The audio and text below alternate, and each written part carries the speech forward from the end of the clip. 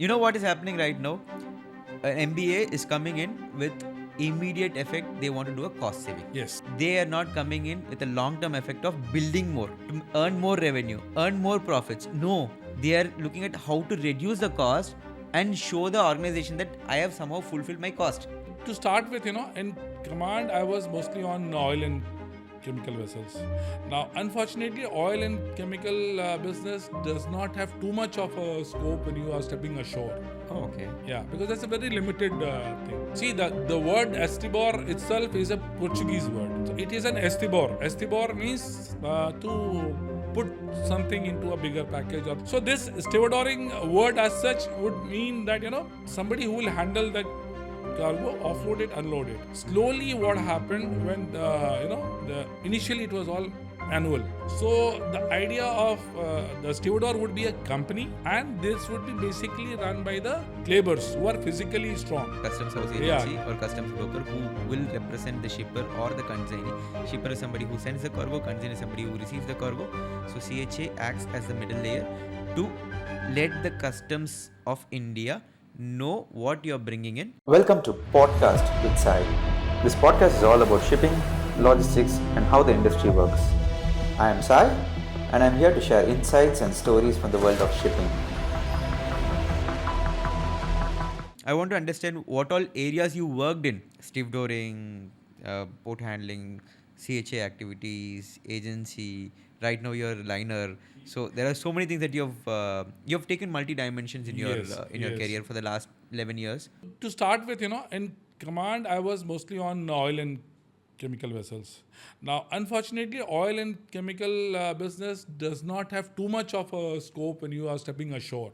Oh, okay. Yeah, because that's a very limited thing. Because it's all automated. It goes into the plant and the refinery, and then the refinery takes over. So there is not too much of intermediary action that's happening in between. So when I stepped ashore, I went into bulk stevedoring, right? See, what happens in an oil and chemical vessels are liquid. You will never get to see the liquid. It will be through the pipe, through the pump, it will be sent ashore, right? When it comes to bulk means anything which is in a bulk form, like coal, like iron ore, like timber, like steel, anything which is in the huge quantity being shipped on a ship. Those ships are called bulk carriers. The liquid ones are called tankers because they have tanks to carry the liquid. And then you have container ships which will be carrying only containers. Then you will have RoRo ships which will be divided into 2-3 types. If they're carrying only cars, it will be PCC. If they're carrying trucks also, PCTC. If they are a special type of RoRo like the one which we operate these days, that will be a different thing altogether. And then you have MPPs. MPPs are again project-oriented vessels which are designed with a super strengthened deck top and tank top bottoms. Their ability to carry localized loads and concentrated weights is way higher, right? So roughly this is what, and then So for people who are watching, PCC is pure car carrier, PCTC is pure car and truck carrier. There is Rokon, RoRo and container vessel. There is MPP, multi-purpose project cargo vessel. Generally what happens is that each one is custom made for a particular trade, and it can also be used for certain different trades, right? For example, these MPPs, the whole difference of MPP would be that they would have a higher capacity lifting cranes would be there. Whereas your normal geared bulkers would have only 35 to 40 tons.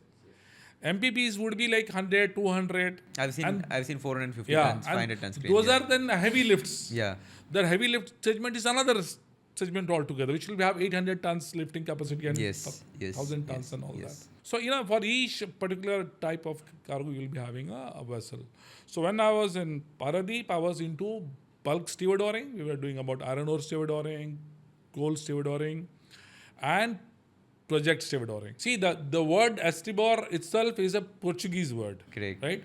So it is an Estibor. Estibor means to put something into a bigger package or packing, you can say, even if you're the one who actually who puts it. packs and all. Now, fortunately or unfortunately, whatever way you look at it, the imperialistic powers of Europe spread all over the world. And wherever they went with the idea of trade, right? So that trade itself, whatever words they were using were more or less accepted locally everywhere. So this Estribor became slowly the British, started making it a Stevedore, right? So because the Spanish and the Spaniards will add an O to it, and so all that, and finally the outcome was Stevedores, and the British taught us Stevedores, so we are still carrying using the word. Stevedores. Yeah. Whereas the Americans have a dual concept. Americans have longshore Men. men and stevedores. They are two different things. Because this again, we keep on getting confused that okay, the stevedores in India are called longshoremen over there. No, because in US what was happening was US was not so developed and all. They used to have these bigger vessels from Europe or from other parts of the world, which would go there and it would anchor outside. It's an anchorage. The anchorage area cargo will be handled by the stevedores, who would be a group of seamen and ex-seamen, Okay. who would be ace in the handling of those, rigging of the derricks and the gears and all. Yeah, without a shore support. Yes. Longshoremen are those people who will take the smaller boats, go out, load this on the boat, bring it inside to the, it's like a distribution network and the last mile delivery. They'll bring out to the small wharfs. US had a history of small piers. They did not have a history of ports. India always had a history of ports. Lothal port, something like 2500 BCE or something. We had a big port, which was an organized port with the proper, wharves and all, warehouses. We had people who had seals. Today we talk about customs seal has to be put and all. Lothal we were putting in 2500 BCE. Indians were putting seals on their cargo. We could make out it is my cargo or your cargo by the seal. No need to fight. Seal has been put and the receiver will know. This is Consign from your, to me. Yeah. So we were there. Coming to the defense fleet in our own Tamil Nadu, 1,000-year backs, Cholas had the largest fleet on earth. 1,000 naval vessels. That's why they could conquer the entire Yes. Far East. Yes, 1,000 naval ships. Imagine the ability to build, to operate, to run, to take it to so far. So we always had it, Okay, never mind. Coming back to this. So this stevedoring word as such would mean that, somebody who will handle the cargo, offload it, unload it. Slowly what happened when, initially it was all manual. So the idea of the stevedore would be a company, right? And this would be basically run by the laborers who are physically strong. So the visualization of a stevedore would be a heavy duty labor. But as the technicalities developed and it improved and all, it became more and more difficult because the cargo became more sensitive, more valuable, and you needed more acumen to attach it. The stevedoring became more and more Technical. Right? And over the years, the technicality has only increased and improved. That I can see. Yeah. But unfortunately, our perception of a stevedore is still of the Raj era. Ah. We need to change that. We need to bring respect because stevedoring is a very technical stuff, sir. You may be able to, people start thinking, brought this, what, this guy is just hooking. No, he puts the hook in the wrong place. Gone. Yeah. Right? So he is using his acumen and all these big packages and all. People are admiring only the people who are fabricating it, manufacturing it. The person who is enabling its erection, the person who is bringing it ashore for you, he is also an important cog in the wheel. Absolutely. I would we cannot definitely deny that. I will definitely vouch for that. Being a stevedore myself, every single package that when we hook up to, we understand where the center of gravity is, how to hook this up. Yes. We'll do a lot of study before we could actually execute it. Today it's more of engineering than Exactly. a simple labor job. Exactly. Earlier it used to be like 50 kgs, 100 kgs back where people used to carry and like you said heavy labor, maximum up to 300 kgs, carrying 3-4 people. But now it's like in tons. We are talking about 50 tons. You have witnessed 154 ton package that we discharged. Yes. Wonderful job Every, you all did. every single package was different. Every single thing had different rigging requirements. Every single thing need engineering. Very true. Ashore, even on board, we needed engineering. Exactly.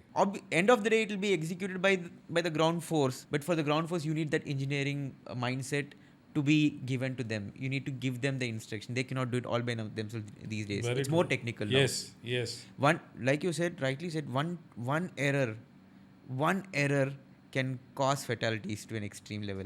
So stevedoring itself, this is a very important segment when we are, especially when you're handling high value items and all. For that matter, anything that you're handling, right? So stevedoring itself has undergone a lot of changes over the years, right? And now the perception of the people also has to change for this. Because, we are bringing in more and more valuable, more and more complicated cargo. All your new power projects, new, manufacturing units, entire thing is going to come as breakbulk only. And it has to be offloaded and carried. Logistics is the key to your, whatever we are thinking about, 5 trillion, 10 trillion and all. Manufacturing has to happen. How it will happen? Somebody has to move all this. I was reading this a fantastic note about what exactly all these politics, what exactly how this the communist works, how the entire world is working. It's all working on labor, right? One person found a place where you can get the mineral. He's engaging the labor. He gets the minerals out, getting paid more than what he pays for the labor for a free stuff now. Now with that whatever mineral that you get, they're going to make a product. Engage the labor, make the product, and then you pay more or you get paid more than what you have invested. The second one. And then somebody else uses that to make a bigger product. Like for instance, wood pulp, wood, MDF, and then here you have a table. When we talk about value creation, the human element is what creates the value. Yes. Right? Yes. And we are not talking about the notional value of the share market or something. We are talking about real value of anything. It is the human element only which is adding value to that. Exactly. If not for human, I think the world itself is not there. Yes. And despite the fact that we are talking about artificial intelligence, anything for the matter of any technology for the matter of fact, without human being involved at the root level, I don't think any of these things exist. Very true. So right, the stevedoring part, it was so fascinating for me. So I just got carried away. And then you had a lot of roles that you played. Yes, that was there. And then I was into CHA activity also because Bakshi was operating CHA there. So CHA, for people who are watching, it's Customs House Agency or Customs Broker who will represent the shipper or the consignee. Shipper is somebody who sends the cargo, consignee is somebody who receives the cargo. So CHA acts as the middle layer to let the Customs of India know what you're bringing in. Is it right or wrong? Declaring it in the right sense and then acknowledging that we have... It's more of a information and the right information. Just to add to it, I'll just add a few things more here. See, whatever you import or export has to be in compliance with the customs regulations of the country, whichever country you work. So it's a universal thing. So what happens that me as an exporter or an importer may not be conversant with the process. So we need somebody who knows the process, somebody who knows the regulations, somebody who can help me and guide me for a fee so that I would have done all the compliances. So this is a big value add because, it may look that the CHA is just filling up a couple of forms and all. No, he understands. He has passed an exam, he knows his stuff, he knows the regulations, and he's more updated on a day-to-day basis. So he can guide you better because one non-compliance can create a lot of problem for you. Not just for you, for the entire chain. Exactly. And unintentionally also you will land up in a trouble and you will have issues which will have a big implication on your core business. CHA is important. It's like this, one person makes a mistake somewhere in the line, in the entire chain, one person makes a mistake, everybody is affected, everybody is punished. That's how it is. So CHA was one. The stevedoring I did, and I was there, I was very active in our the agents association because we were handling a lot of agency vessels and all. And, almost like you were having more than 500 vessels a year, like Wow, And that's I a was big number. I was a part of the agents association also. We're actively involved in that. Then I moved to Vishakhapatnam because then I realized that I was missing one element, that was a container element. When I was in SCI, I had sailed on a container ship called Rajiv Gandhi. Okay. Rajiv Gandhi was there, so I had sailed on that. From the vessel side, I was aware. From the shore side, I felt I have a gap. See, in career, I have felt that always you should be the one to identify the knowledge gap before the industry identifies. Very true. So you, if then only you'll be a step ahead, So I realized that I am missing out on one thing. Liquid is my own territory. Solid and all I've already, done here. CH activity also I have done. Stevedoring I have done. Breakbulk I have done. Container I am aware only on the sea side. I'm not sure about the shore side. And shore side I realized was a lot complicated, right? So I said, okay, fine, let's. And I requested, and then luckily they offered me in Vishakhapatnam. Then I had a wonderful team over there. They were excellent. Vishakhapatnam container terminal is one of the best operated terminals in terms of efficiency, And there's an interesting aspect about it. It is not a terminal by design. No. It was a birth of the Vishakhapatnam port for some other, they had made it as an MPB, which Bakshi took it up and they converted into a terminal. So with the, whatever has already been designed, because container terminals are designed. This is whatever is, as is, where is basis, you have done it. And the innovation, I would suggest you should go and visit the terminal and see. Those people have done a wonderful innovation. They have utilized every square inch of space. And they are giving you all the services which can be thought of in a terminal. Trade facilitation, what it means, I learned there. The openness to trade. I was coming from Paradeep where we did not have so much openness to trade. Then in Vishakhapatnam, I see every, and it was led by the CBIC, the Customs Commissioner over there. He was leading the initiative. We used to have the entire trade and the terminal meeting together, and it was open. You have some issues, you can speak up and all that. It was very fair and it was a wonderful initiative. I really saw how, this government authorities can come forward, engage with the trade, and we as the terminals are also answerable to you, right? So, and that was a forum to the real meaning of trade facilitation I understood there. I had a wonderful experience over there. And then, and container thing, one thing is there that, it's a repetitive thing. So initially 6 months, you feel you're learning every second, you're learning something new. But then after that, it's all repetitive, right? Then I was feeling that something more needs to be done. You need problems in life. Yeah, and that terminal is absolutely trouble-free. There is no problem. It is fantastic terminal. And that's not your place. The only challenge we had once was, it was very interesting, when we had, because of congestion in the terminal, and that was the terminal to become a nodal gateway for imports into Kathmandu, Oh, yeah, okay. Nepal and all. Nepal. Yeah. And along with Concor, we had started the rail movements and all. It was very interesting. Ideally, it's only Kolkata and Haldia, right? Yes. So Vizag also is there. And through rail movement and all. Because none of the ports are allowed to get, for such kind of activity. And they came up with the innovative idea of a GPS tracker and a seal to ensure that it is, no pilferage happens and all, and you are able to track it, trace it. All this track and trace initiative of LDB and all, it was a learning experience. It was fantastic.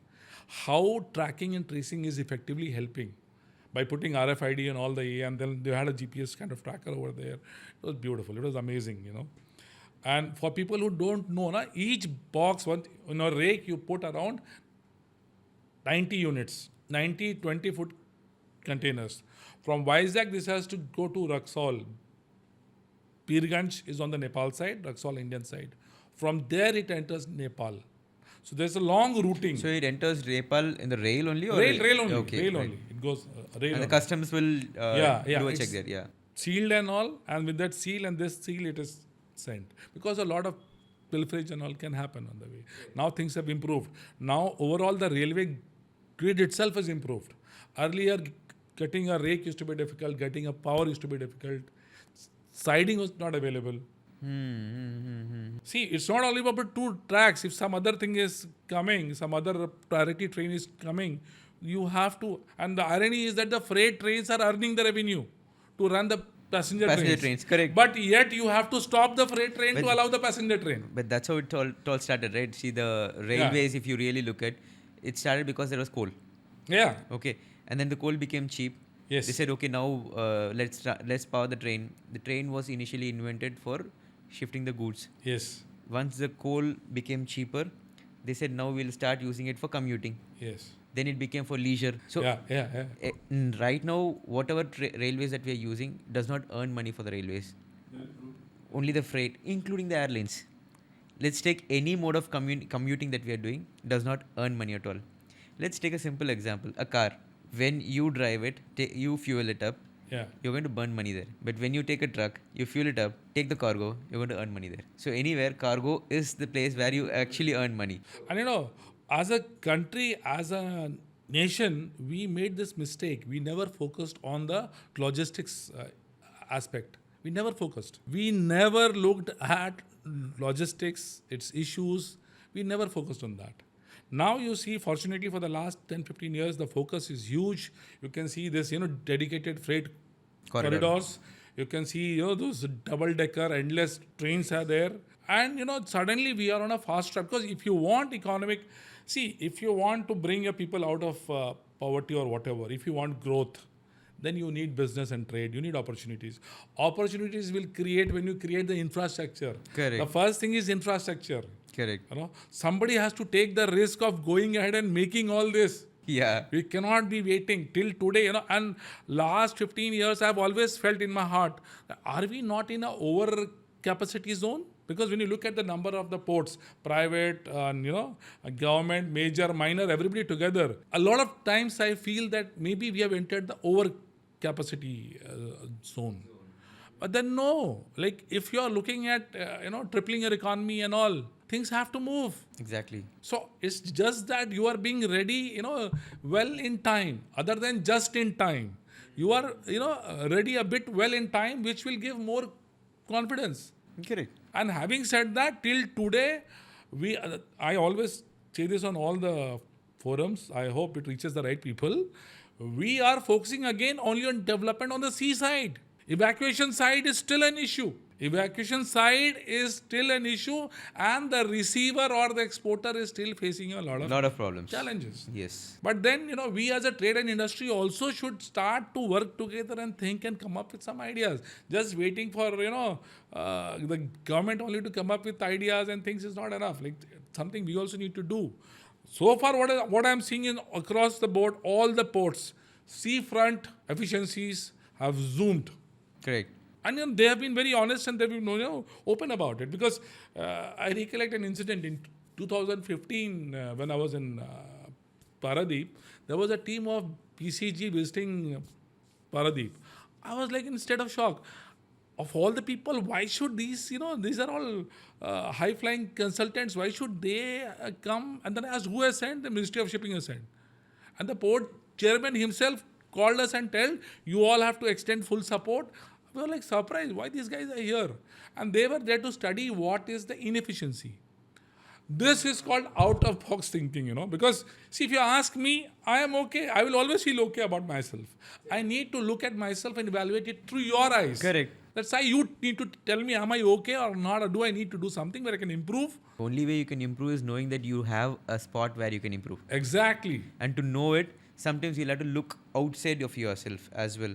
So I think that's what I was also happy that the government of India is coming up with lots of initiations. Like recently we had one port, one process kind of thing.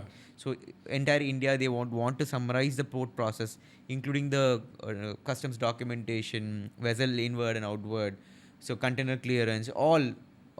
They wanted to minimize the number of documentation that one should submit to the port or to the authorities. But again, having said all that, the one reality still remains is that they are not from this field, right? So mathematical extrapolations and modeling can take you only so far. But what it effectively did was, it shook us up. It woke us up. Because we had, fine, it'll take, okay, it goes. Chalta hai attitude was there. चल रहा है ना, export हो रहा है ना, load हो रहा है ना. So what if the rake had to wait for 1 day? Fine. They shook us up. And it's not that they came up with a solution, because finally, we are the masters of our trade. We know better, right? Just that we were like, in a state of inertia. They broke that inertia. And The they data. help us, yeah. And then they set up targets and all that, and performance targets, outturns and all, benchmarking and all happened and all. And then it gave a positive kind of a push. It really helped. Things are changing. So we all need to be. So overall, from a stevedore, and from there to an agent, and then terminal operator, Terminal operator. and then the agent again. Yes. Then what happened in Parek reached out and they wanted a regional head for the entire eastern region. Because see what has happened, that by virtue of being in SCI, I know all the ports of India, the layout, the issues. Because I have been working on, and I have been on oil tankers, bulk carriers, veg oil carriers, chemical vessels. So all the ports roughly I know, and I have my friends and all. So we are aware of this location, So they came up with this idea that if you can help us, we need somebody to head all our businesses. I said, good. What all businesses? Then that included forwarding also. I said, wow, I know nothing about forwarding. Because I was zero. I knew theoretically what forwarding means. But when I told I don't know this. And their forwarding head who was there, he in fact in the discussion at the interview, he said, you don't have, I don't have, but you will have to give me 2 months. The other businesses which I'm aware of, within 1 month I'll turn it around. What I'm not aware of, you'll have to give me 2 months. But you'll see results. Otherwise, I'll pull out. Don't worry. So fine. They took they allowed me, they allowed full freedom to operate and everything. I was doing, I had a wonderful team. And what was lacking was the role of an enabler. My team knew what they were doing. They were not sure about what happens if something goes wrong.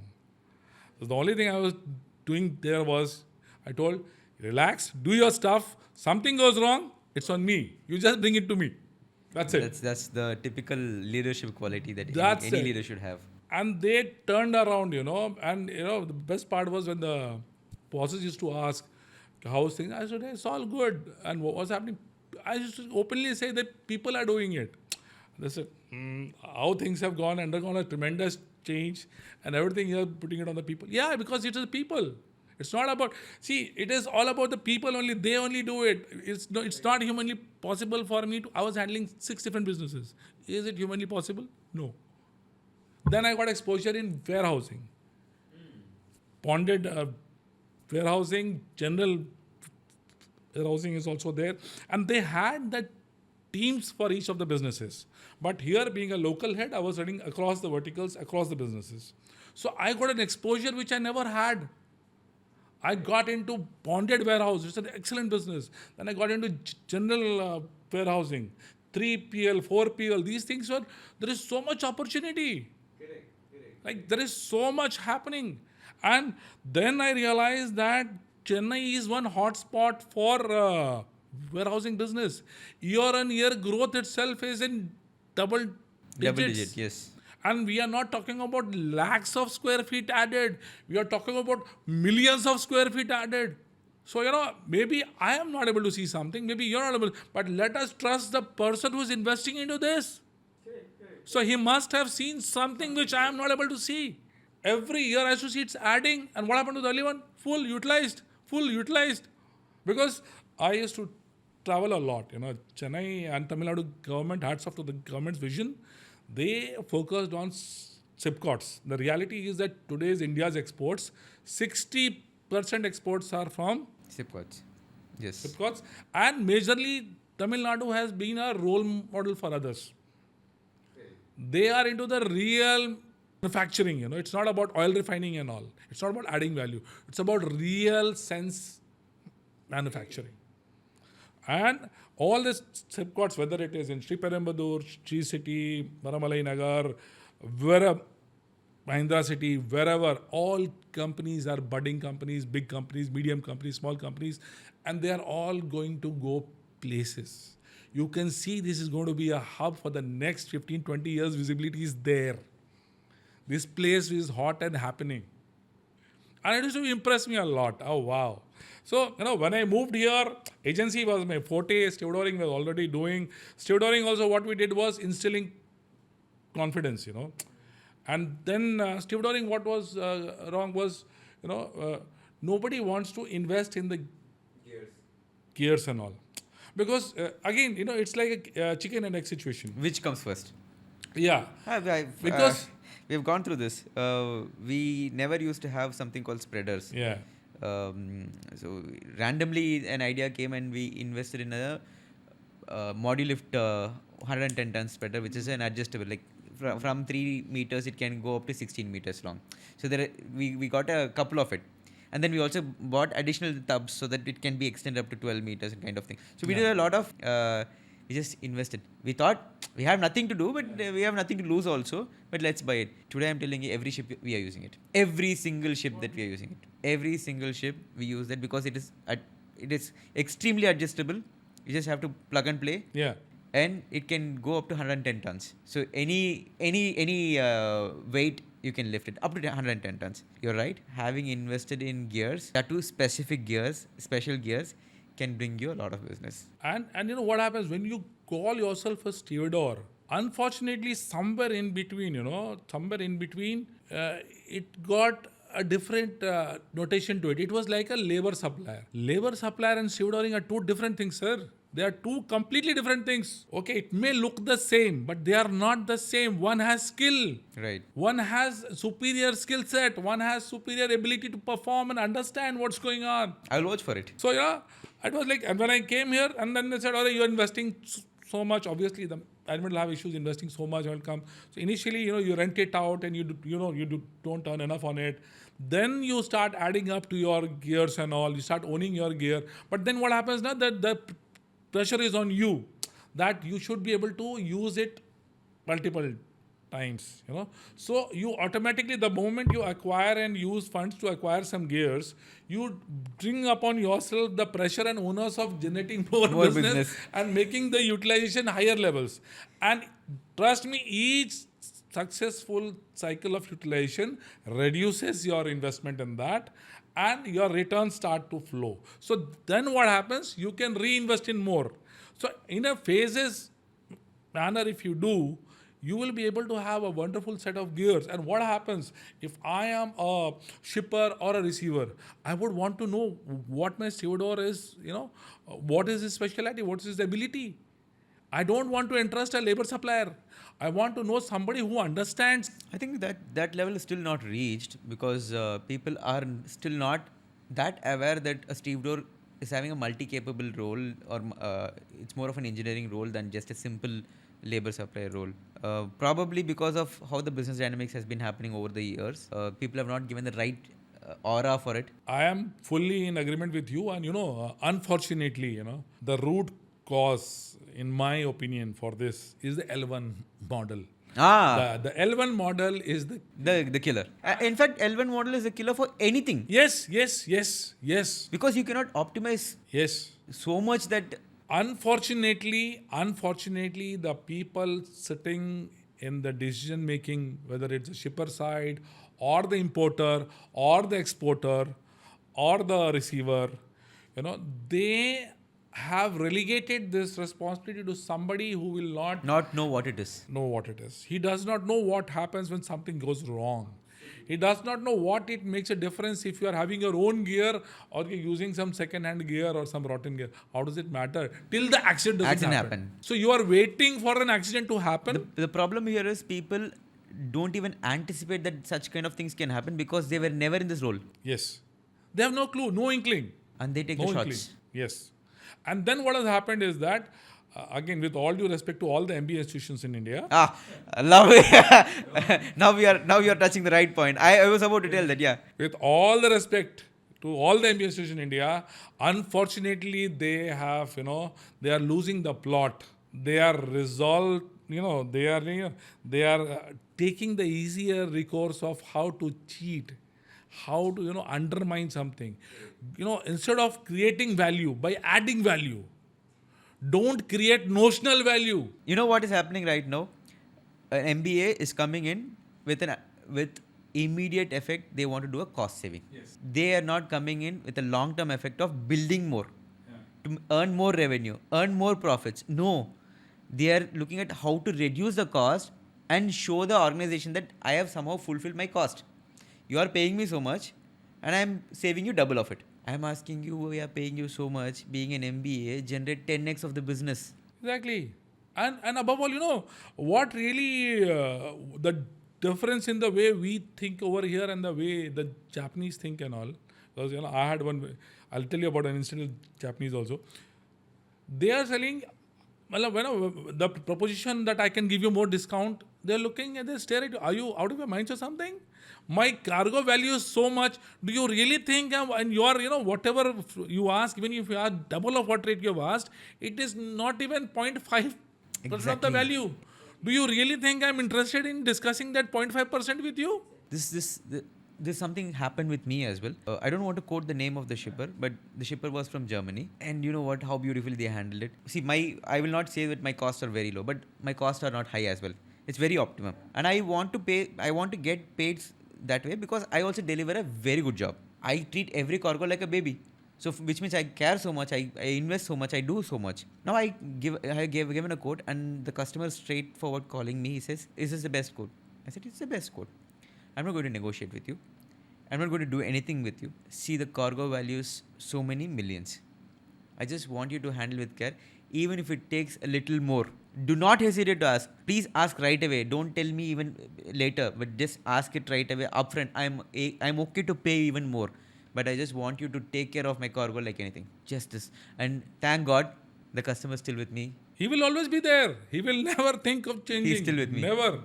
Because you cannot put the rice backer template onto a high-end machinery. Exactly. Well, come on, where are you? Exactly. And here also, what I did was, after adding, with the good support from the management, this is a risk which the management has to take to invest in something which will yield or not. We don't know.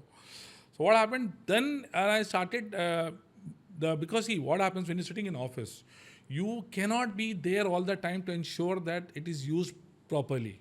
Right. So you have to create a sense of ownership in the people, that this gear is mine. My safety depends on the safety of this gear.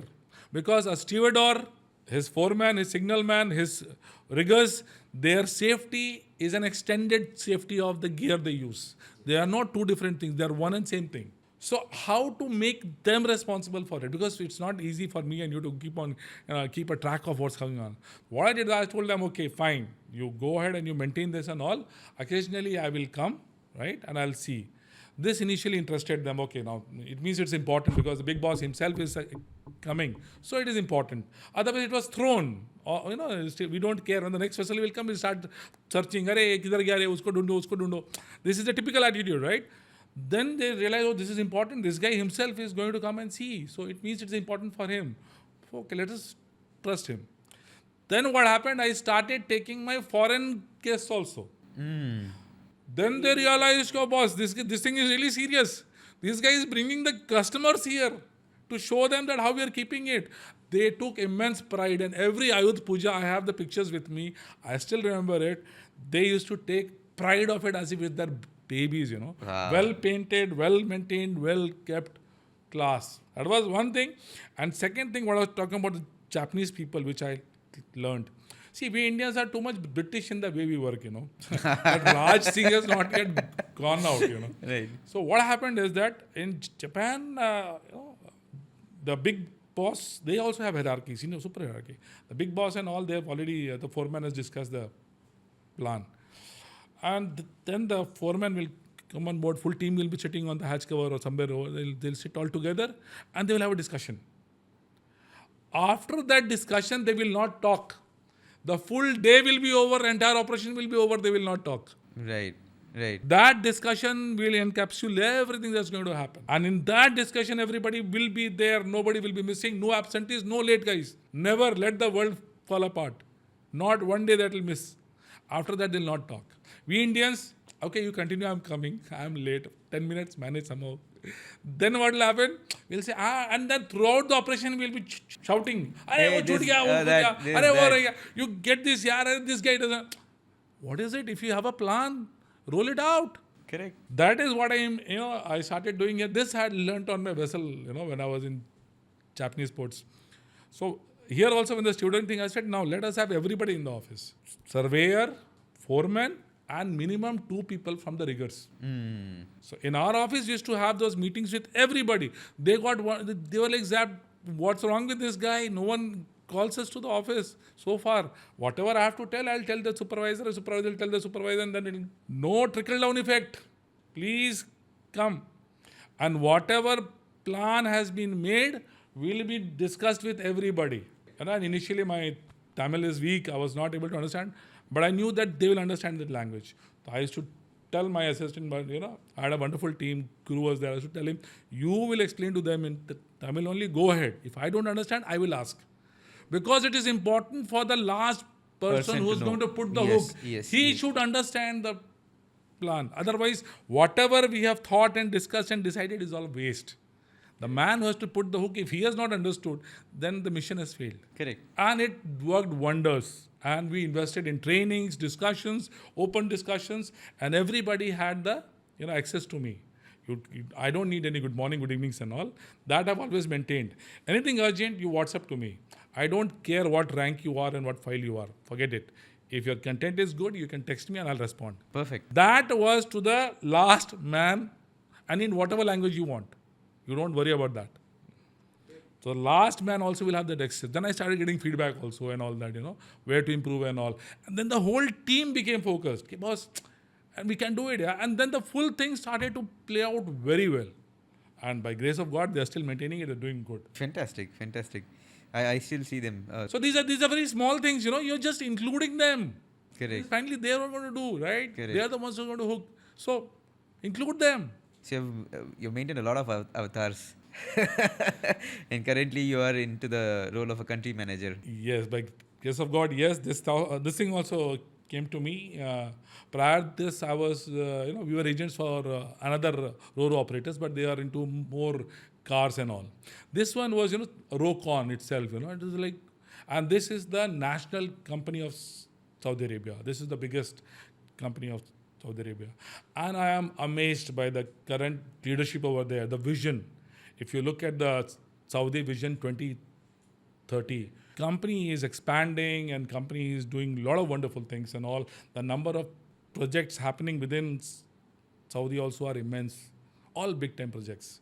So when I got this opportunity, I said, wow, this is a wonderful opportunity. So I should join them. So I joined them and I had a wonderful team here. And the vessel itself is very unique, Right. Those vessels is very different. Like those vessels are RoRos, but then we are not interested in cars. The RoRo would be those big ones, big Dumpers. mammoth dumpers and big, those huge ones. The axle, below the axle, Maruti can run through, right? Correct. So those are there. And then a vessel having containers also. 350 TU is the capacity of that vessel. She can carry containers. So she is not a container vessel. She is giving you the option or solution of containers also. Because she is a pure project-oriented vessel. She has a multi-capability. She has a ramp. 6.8 meters is the highest opening as on date. I think 1 or 2 vessels are there with this opening, but they're old vessels. 6.8 meters ramp height is not available in the industry as on date.